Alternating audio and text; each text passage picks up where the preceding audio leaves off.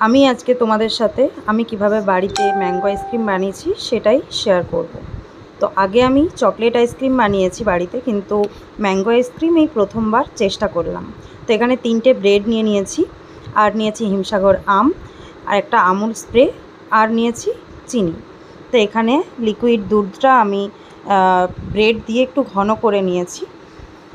তারপর মিক্সির মধ্যে আমি এটা ব্লেন্ড করব বলে এখানে দিয়েছি আম, দিয়েছি দুধ, আর ব্রেডটা যেটা ঘন করে রেখেছিলাম সেটা নিয়েছি, আর যেরকম পরিমাণ তোমরা মিষ্টি খাবে সেরকম চিনি দিতে পারো, সেই চিনিই নিয়েছি। তো দেখো এগুলো সব ব্লেন্ড করে নেব।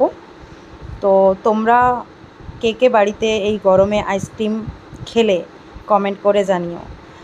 আমার তো চকলেট আইসক্রিম করা হয়েছে অনেকবারই, কিন্তু ম্যাঙ্গো আইসক্রিমটা এবারে এই বছর ট্রাই করছি।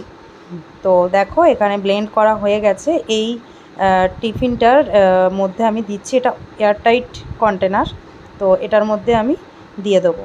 আর তার মাঝে আমি দেখো ড্রাই ফ্রুটস অ্যাড করেছি। ড্রাই ফ্রুটস দিলে আইসক্রিমের মিডিলে যখন এই ড্রাই ফ্রুটসগুলো মুখে লাগবে তখন বেশ ভালো লাগবে।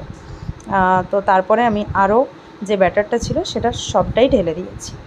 তো এরপর দেখার পালা যে কীরকম জমছে, কীরকম হয়েছে। তো কিছুক্ষণ ওয়েট তো করতেই হবে। আমি এটাকে 6-7 ঘন্টা মতন ফ্রিজে রেখে দিয়েছিলাম। তারপর কীরকম লুক হচ্ছে সেটাই তোমাদের দেখাবো। আমি এটাকে চাপা দিয়ে দেবো। এটা একটা এয়ারটাইট কন্টেনার, ভালোভাবে চাপা দিয়ে ডিপ ফ্রিজে রেখে দেবো। আপনাদেরকে দেখাই যে কীরকম হয়েছে আইসক্রিমটা। আমি 6-7 ঘন্টা ফ্রিজে রেখে দিয়েছিলাম, তো পুরোপুরি জমে গেছে দেখো। আর দেখতে তো ঠিকঠাকই হয়েছে, জানি না এবারে খেতে কীরকম হবে, টেস্ট করে দেখব।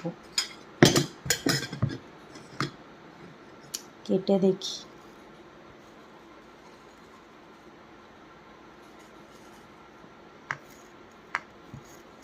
পুরো বরফ হয়ে গেছে, আইসক্রিমের মতনই হয়েছে। তো কেটে নিই আমি, এক হাতে কাটতেও পারবো না।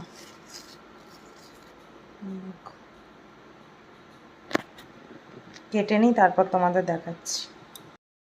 এই দেখো বেশ ভালোই হয়েছে, খেয়ে দেখি কীরকম লাগছে।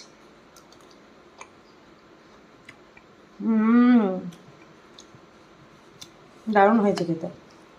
তোমরাও ট্রাই করো বাড়িতে, বেশ ভালো লাগবে খেতে।